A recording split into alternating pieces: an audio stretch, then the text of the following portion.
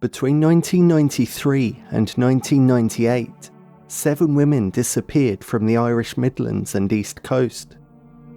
No bodies were ever found, and no one was ever convicted. The cases forever changed Ireland, and the truth about their fates has never fully come to light. There's a particular quality to an unsolved disappearance that a murder, however terrible, does not carry. With murder, there's a body, a scene, a known point of ending. Grief has somewhere to go. A disappearance offers nothing so clean. The missing person exists in a suspended state, gone, but not completely. Perhaps dead, but maybe, just maybe not. The family waits in a kind of limbo situation with no natural conclusion. In Ireland in the 1990s, that anguish was visited upon a series of families in ways that would scar them for decades. 7 women vanished from a broad swathe of the Irish Midlands and Eastern counties, disappeared without a trace, without explanation, and without justice. The cases became known as the Vanishing Triangle, a phrase that lodged itself in the Irish national consciousness and has never entirely left. In Ireland, the early 1990s were a time of significant social transition. The long consensus between the Catholic Church, the state, and cultural conservatism was beginning to fracture, but many of its assumptions remained intact. Among these assumptions was a tendency, both within law enforcement and in wider society, to presume that women who disappeared had done so by choice. This presumption would go on to have devastating consequences for the early stages of the investigations that would follow. The first victim, Annie McCarrick, was 26 years old and American, originally from Long Island, New York. She had fallen so deeply in love with Ireland that she had moved there permanently in January 1993, settling into an apartment in Dublin and working at the Courtyard restaurant in Donnybrook and Café Java in Leeson Street. On the morning of Friday 26th of March 1993, she visited the Quinsworth supermarket on Sandymount Road. A receipt confirmed her purchase was made at 11:02 a.m. That receipt is the last confirmed record of Annie McCarrick's activity. She was later reported missing 2 days later, on the evening of Sunday the 28th of March, by a friend who visited her apartment and found her groceries still unpacked in their bags. Annie McCarrick has never been found, and her case is formally classified as a murder investigation.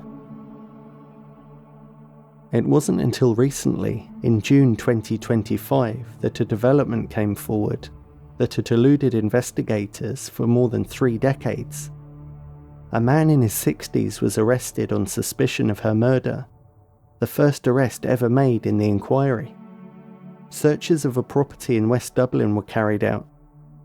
Whether this breakthrough will finally bring answers to Annie's mother Nancy, who has waited more than 30 years, remains to be seen. The second victim, Eva Brennan, 39, disappeared from Rathgar in Dublin on the 25th of July 1993 after leaving her parents' home following a Sunday family lunch. She never arrived back at her own home. Authorities initially considered the possibility that she had left voluntarily, a position her family firmly rejected. She was never found, and her case remains open, receiving, to this day, less sustained public attention than the other cases in the cluster. That relative silence is its own kind of injustice. The next victim, Jojo Dullard, was 21 years old and hitchhiking home to County Kilkenny on the cold night of 9th of November 1995. She made it as far as the small town of Moon in County Kildare, where she stopped at a public telephone box and called a friend. She was cold, she said. And then, on the phone, she told her friend that a car had stopped. A man was offering her a lift, which she accepted while still on the call. She ended the call and Jojo was never seen again. For me, that final phone call is one of the most haunting details in this entire story. The moment of relief that she had a ride and could get out of the cold, not knowing what fate had in store for her. It's heartbreaking. Following on from this, Jojo's sister, Mary Phelan, became one of the most important missing persons advocates in Irish history, campaigning for more than 2 decades, lobbying politicians, appealing to the public, and helping push for the institutional reforms that eventually followed.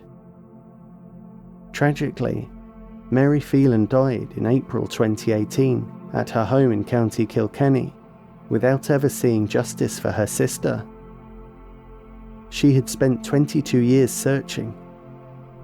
In November 2024, a 55-year-old man was arrested on suspicion of Jojo's murder, a development that those who knew Mary have said she would have received with cautious, determined hope. Fiona Pender was 25 years old and 7 months pregnant when she was last seen at her apartment on Church Street in Tullamore, County Offaly, at 6 a.m. on 23rd of August 1996. The disappearance of a visibly pregnant young woman struck the Irish public as almost incomprehensible. Her mother, Josephine Pender, became the public face of the search, giving interviews year after year with a quiet, devastating persistence. Sadly, Josephine died without ever learning what happened to Fiona and her unborn grandchild. In May 2025, Fiona's case was formally reclassified as a murder investigation, almost 3 decades after she vanished. Searches of land in County Offaly and the Slieve Bloom Mountains followed, but no remains have yet been found. Ciara Breen had not yet celebrated her 18th birthday when she slipped out of her home in Dundalk, County Louth, in the early hours of the 13th of February 1997, apparently to meet someone. She never came back. Her late mother, Bernadette Breen, spent more than 2 decades refusing to let Ciara's name be forgotten, attending rallies, giving interviews, and carrying her daughter's memory with a ferocious, patient love, until her own passing in 2018. Fiona Sinnott was 19 and the mother of an 11-month-old baby girl named Emma when she was last seen leaving Butler's Bar in the small County Wexford community of Broadway on 8th of February 1998. Searches of the local waterways and farmland produced nothing. Emma Sinnott grew up without her mother and in 2018 gave a remarkable interview to RTE's Primetime, describing what it means to carry that absence through an entire life, the milestones her mother never witnessed, and the questions that have no answers. Deirdre Jacob was 18 years old, a student from Newbridge, County Kildare, who had been studying in London to become a primary school teacher.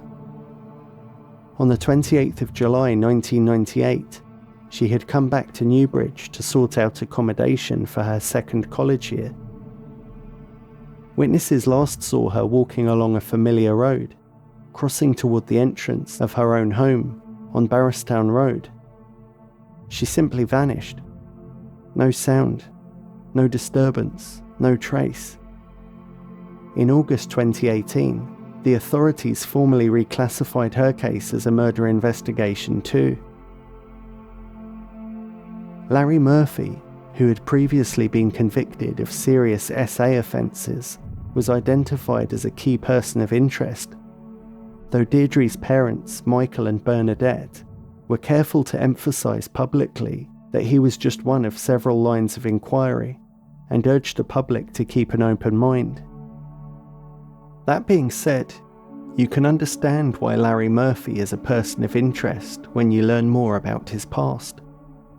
You see, in February 2000, he abducted a young woman after she left her workplace in Carlo, subjected her to prolonged and violent SA, drove her to the Wicklow Mountains, and was in the process of suffocating her with a plastic bag when two men out hunting stumbled upon the scene by chance and intervened. Murphy fled but was arrested the following morning. He was convicted in May 2001 and sentenced to 15 years imprisonment. The details that emerged at trial were disturbing not only for their violence, but for what they revealed about the perpetrator.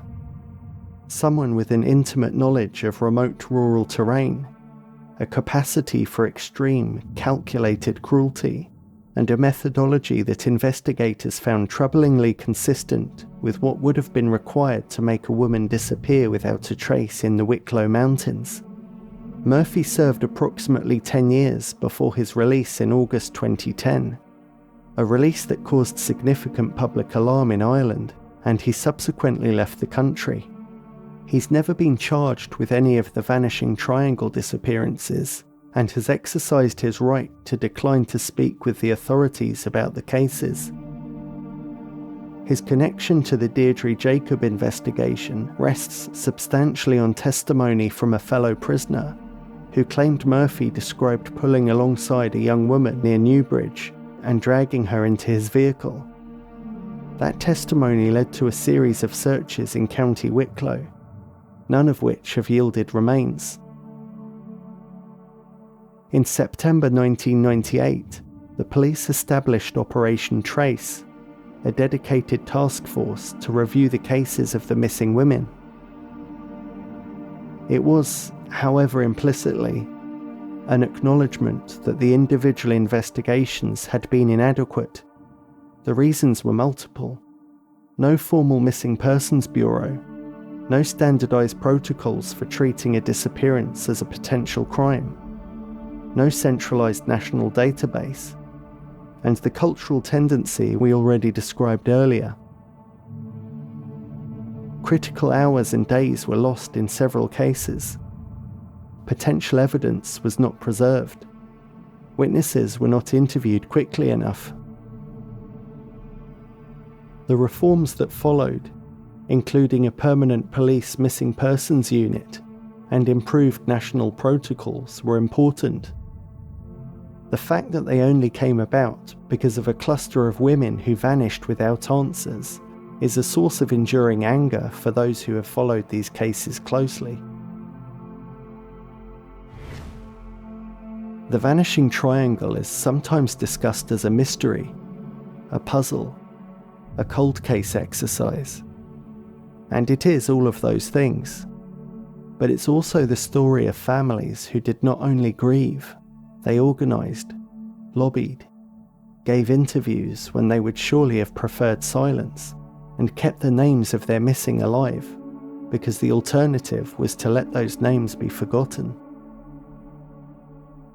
These families understood, correctly, that public memory is fragile, and institutional attention is finite, and that if they stopped speaking, the cases would quietly recede. Their refusal to allow that is a form of love expressed under almost unbearable conditions.